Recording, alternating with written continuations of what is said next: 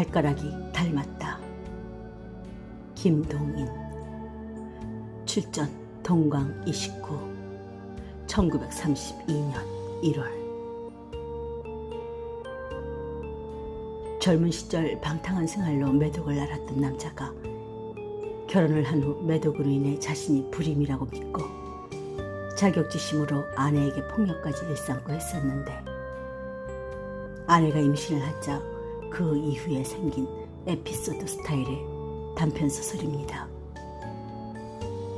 이 시대 소설이 대부분 여성의 인격에 대한 존중이 없는 전개를 하지만, 소설이 시대를 반영하는 장르다 보니 유독 이 소설은 왠지 여성인 제가 읽기에 다른 소설들보다 조금은 더 불편함이 있는 듯합니다.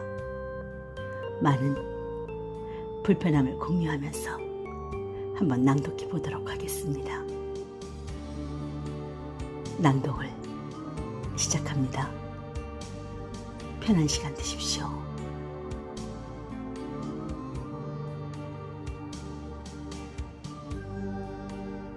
노총각 애미 혼약을 하였다. 우리들은 이 소식을 들을 때 뜻하지 않고 서로 얼굴을 마주 보았습니다. M은 32살이었습니다.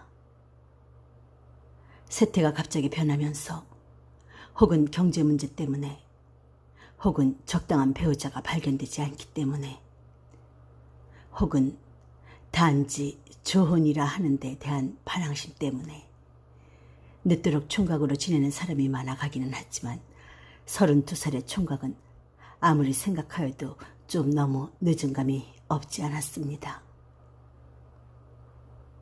그래서 그의 친구들은 아직껏 기회가 있을 때마다 그에게 책은 비슷이 결혼에 대한 주의를 하고 하였습니다.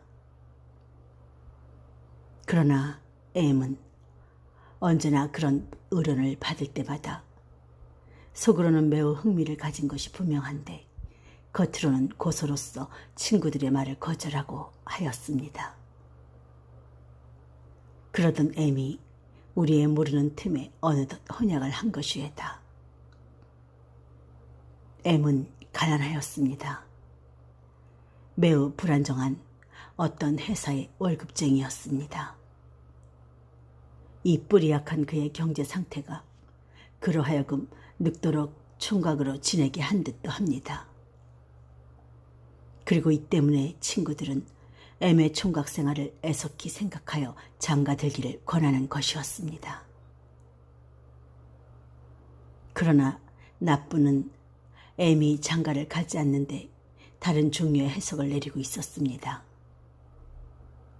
의사라는 나의 직업이 발견한 M의 육체적인 결함, 이것 때문에 M은 30이 넘도록 총각으로 지낸다.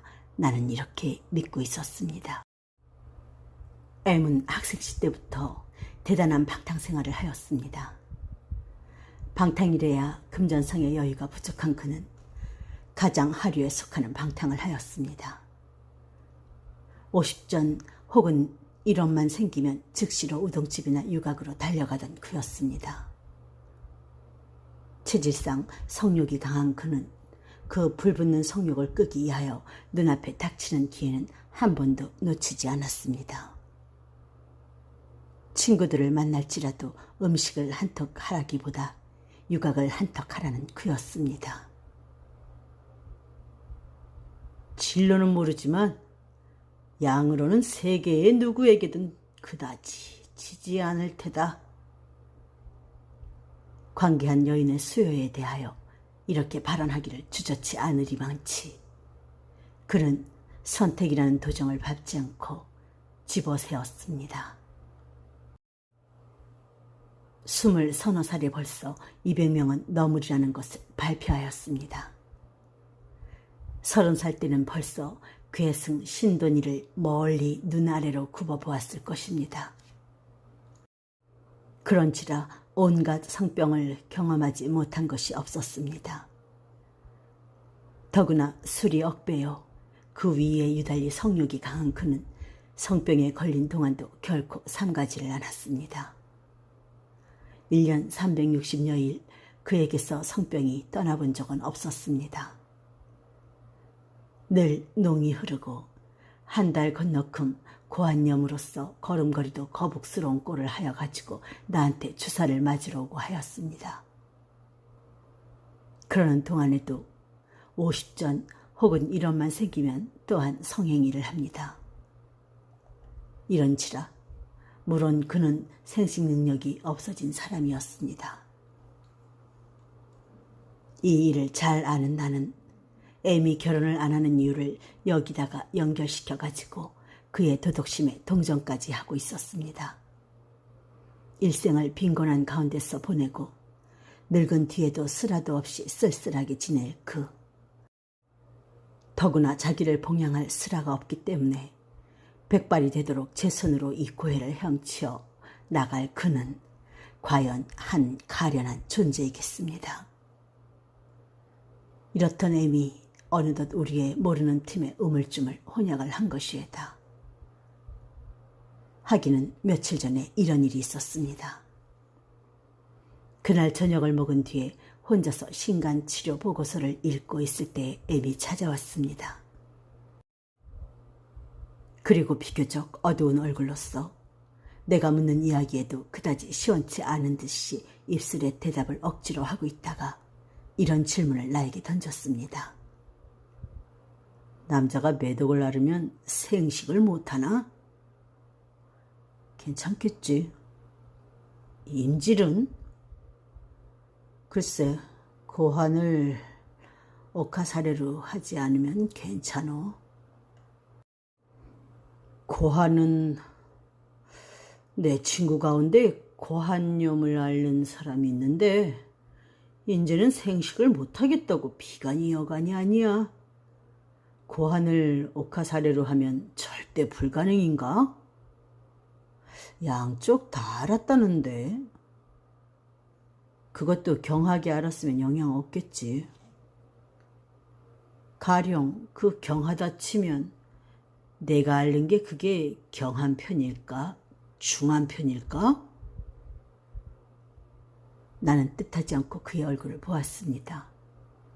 중하기도 그만치 중하게 앓은 뒤에 지금 그게 경한 게냐 중한 게냐 묻는 것이 농담으로 밖에는 들리지 않았으므로 애의 얼굴은 역시 무겁고 어두웠습니다. 무슨 중대한 선고를 기다리는 사람과 같이 눈을 푹 내리뜨고 나의 대답을 기다리고 있었습니다. 잠시 그의 얼굴을 바라본 뒤에 나는 어이가 없어서 아주 경한 편이지 이렇게 대답하여 버렸습니다. 경한 편? 그럼. 이리하여 작별을 하였는데 지금에 이르러 생각하면 그 저녁의 그 문답이 오늘날의 그의 혼약을 이루게 하지 않았는가 합니다. 애미 혼약을 하였다는 기보를 가지고 온 것은 T라는 친구였습니다. 그때는 마침 다 M을 아는 친구가 너댓 사람 모여 있을 때였습니다. 골동국보 하나 없어졌다? 누가 이런 비평을 가하였습니다. 나는 T에게 이렇게 물었습니다. 그래, 연애로 혼약이 된 셈인가요? 연애? 연애가 다 뭐예요? 갈보 낯가이 밖에는 여자라는 걸 모르는 녀석이 어디서 연애의 대상을 구하겠소? 그럼 지창금이라도 있답디까? 지창금이란 네 집의 이름이요? 나는 여기서 이 혼약에 대하여 가장 불유쾌한 한 면을 보았습니다. 30이 넘도록 총각으로 지낸 그로서 연애라 하는 기묘한 정사 때문에 그 저를 굽혔다면 그것은 도리어 축하할 일이지 책할 일이 아니외다. 지창금을 바라고 혼약을 하였다 하여도 지금의 세상에 살아가는 우리로서 더구나 그의 빈곤을 잘 아는 처지인지라 크게 욕할 수가 없는 일이외다.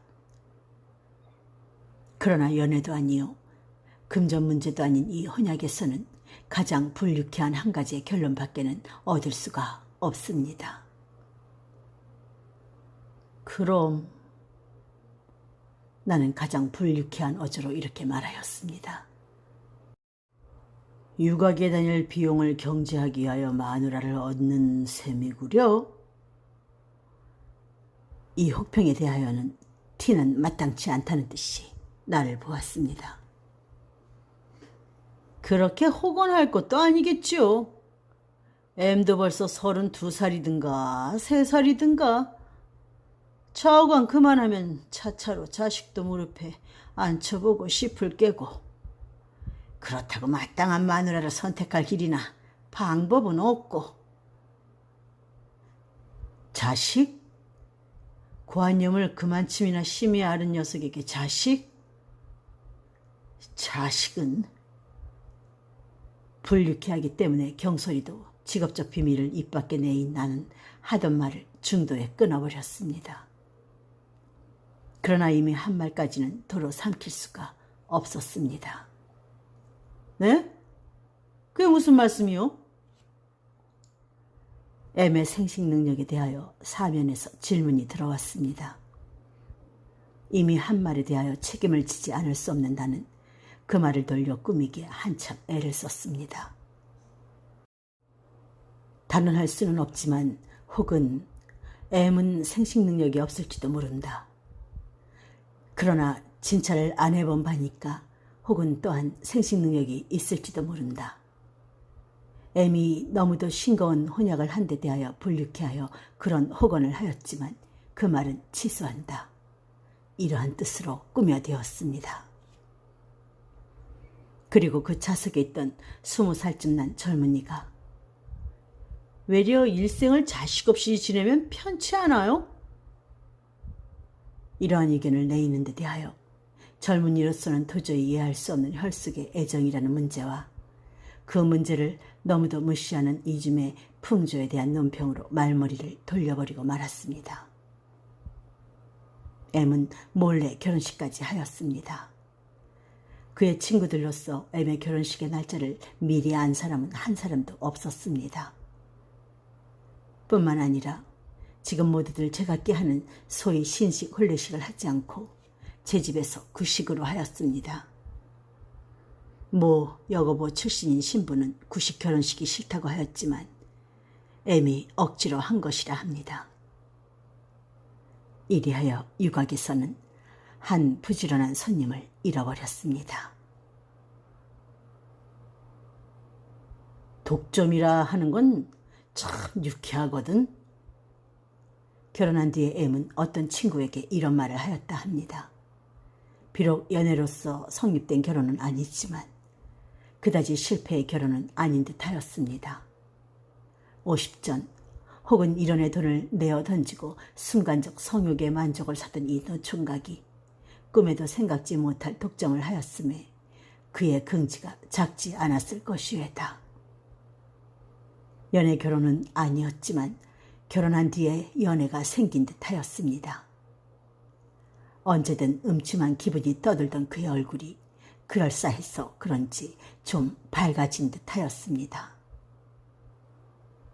복 받거라. 우리들 더구나 나는 그들의 결혼을 신축하였습니다. 처음에는 한낱 M의 성행위의 기구로 M과 결합게 된 커다란 희생물인 그의 젊은 아내를 위하여 이것이 행복된 결혼이 되기를 축소하였습니다. 동기는 여하튼 결과에 있어서 아름다운 열매를 맺어라. 너의 아내로서 한계 희생물이 되지 않게 하여라.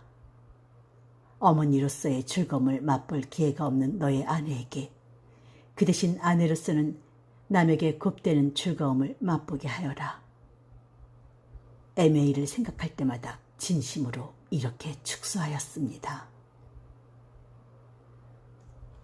신혼의 며칠이 지난 뒤부터는 M이 자기의 젊은 아내를 학대한다는 소문이 조금씩 들렸습니다. 완력을 사용한단 말까지 조금씩 들렸습니다. 그러나 나는 이 문제는 그다지 크게 생각지 않았습니다. 이런 소문이 귀에 들어올 때마다 나는 아라비안 나이트의 마시네의 이야기를 머릿속에서 되풀이하여 보고 하였습니다. 어떤 어부가 그물질을 하고 있었습니다.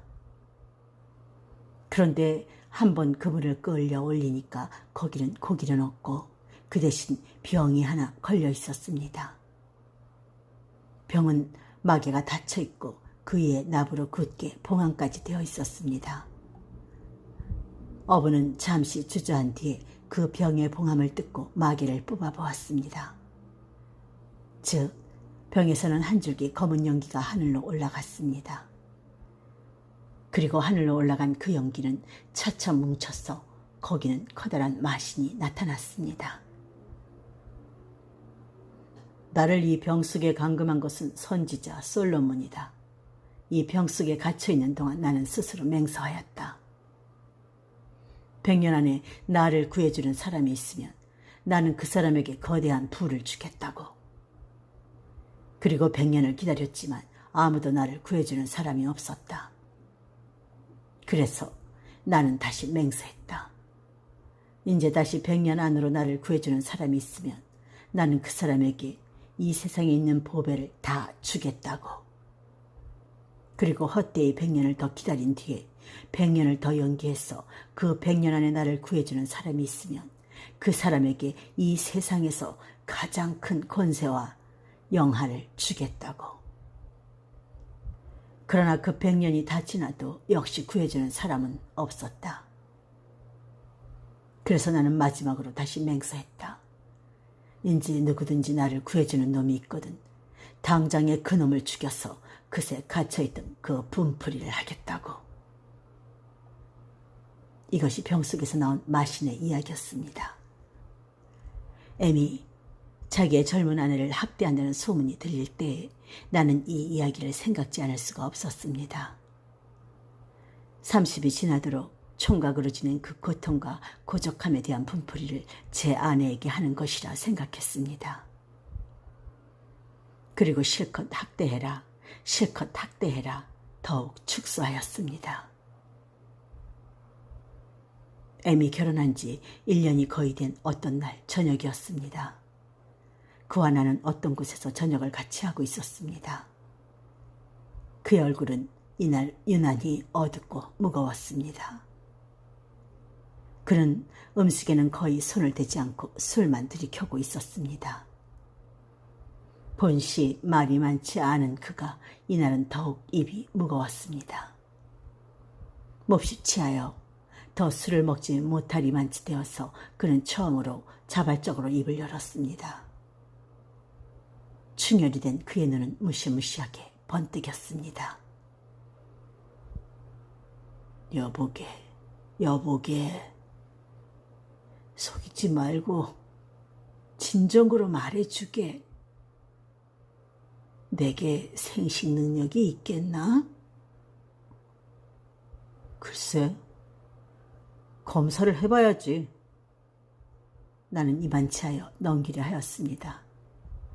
그럼 한번 진찰해 봐주게. 왜 갑자기? 그는 곧 대답하려 하였습니다. 그러나 나오려던 말을 삼켰습니다. 그리고 다시 술을 한 잔 먹은 뒤에 눈을 푹 내리뜨며 말했습니다. 아니, 다른 게 아니라 내게 만약 생식 능력이 없다면 저 사람이 불쌍하지 않나. 그래서 없는 게 판명되면 아직 젊었을 때 해줘서 저 사람이 제 운명을 다시 개척할 때를 줘야지 않겠나. 그래서 말일세. 진찰해 보아야지. 그럼 언제 해보세. 그 며칠 뒤에 나는 엠의 아내가 임신했다는 소문을 듣고 깜짝 놀랐습니다. 검사해 볼 필요도 없습니다. 엠은 그 능력이 없을 것입니다.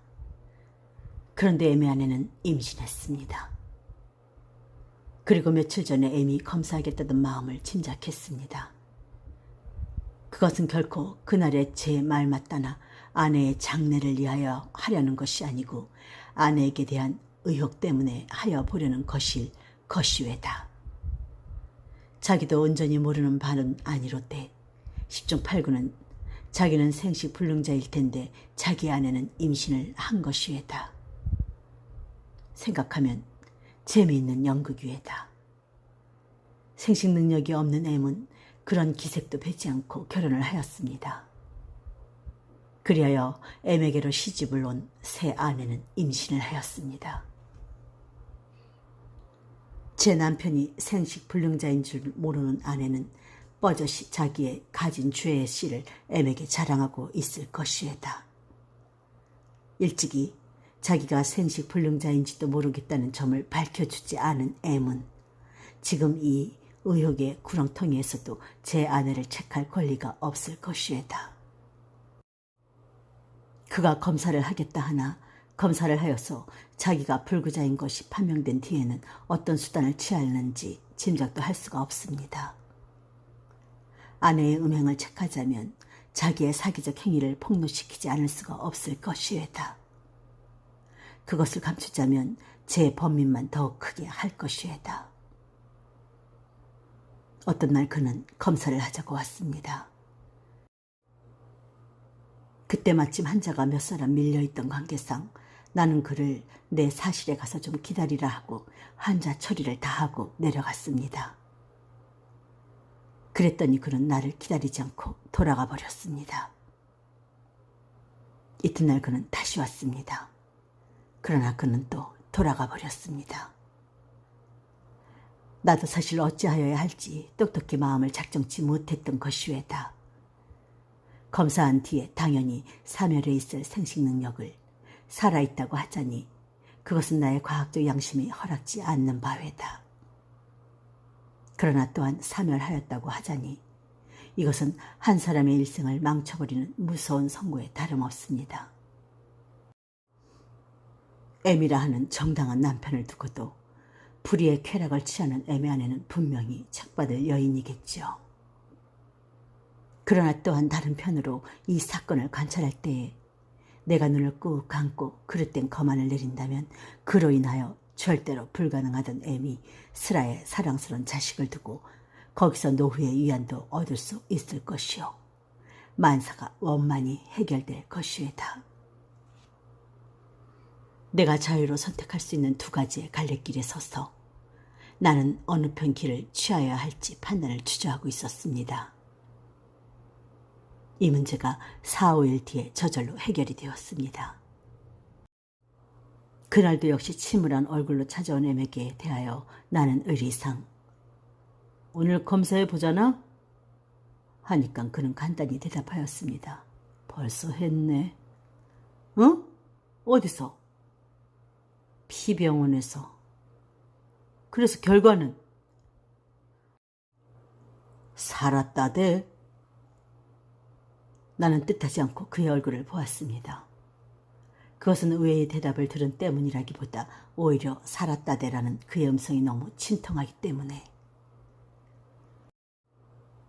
이렇게 대답하는 동안 나는 내가 하마터면 질 뻔한 괴로운 임무에서 벗어난 안심을 느끼는 동시에 피병원에서의 거만에 의외의 눈을 크게 뜨지 않을 수가 없었습니다.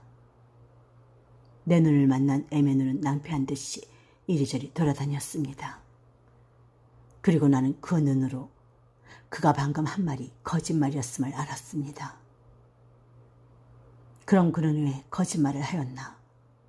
자기의 아내의 명예를 보호하기 위하여 세상과 및 제 마음을 속여가면서라도 자식을 슬아에 두어보기 위하여 나는 그의 마음을 알 수가 없었습니다. 그가 입을 열었습니다. 무겁고 침울한 음성이었습니다. 여보게, 자네 이런 기분 알겠나? 어떤? 그는 잠시 쉬어서 말을 시작했습니다. 월급쟁이가 월급을 받았네. 받는 즉시로 나와서 먹고 쓰고 사고 실컷 마음대로 돈을 썼네. 막상 집으로 돌아가는 길일세. 지갑 속에 돈이 몇 푼 안 남아있을 것은 분명해. 그렇지만 지갑을 못 열어봐. 열어보기 전에는 혹은 아직은 꽤 많이 남아있겠거니 하는 요행심도 붙을 수 있겠지만 급기 열어보면 몇 푼 안 남은 게 사실로 나타나지 않겠나. 그게 무서워서 아직 있거니 스스로 속이네 그려. 쌀도 사야지, 나무도 사야지. 열어보면 그걸 살 돈이 없는 게 사실로 나타날 테란 말이지. 그래서 할 수 있는 대로 지갑에서 손을 멀리 하고 제 집으로 돌아오네. 그 기분 알겠나? 나는 머리를 끄덕이었습니다. 알겠네. 그는 다시 입을 봉하였습니다. 그러나 그때 나는 알았습니다. M은 검사도 하여 보지 않은 것이외다. 그는 무서워합니다. 그는 검사를 피합니다. 자기의 아내가 임신을 하였습니다. 그것은 상식으로 판단하여 물은 남편의 아이일 것이외다. 거기에 대하여 의심을 품을 자는 하나도 없을 것이외다. 의심을 품을 필요도 없는 것이외다. 왜? 여인이 남편을 맞으면 원칙상 임신을 하는 것이 당연한 일이니까. 이 의심할 필요가 없는 일을 의심하다가 향기롭지 못한 결과가 나타나면 이것은 자작지혈로서 원망을 할 곳이 없을 것이외다. 벌의 둥지를 건드리는 것은 어리석은 짓이외다. 10중 8구는 향기롭지 못한 결과가 나타날 검사를 M은 회피한 것이외다.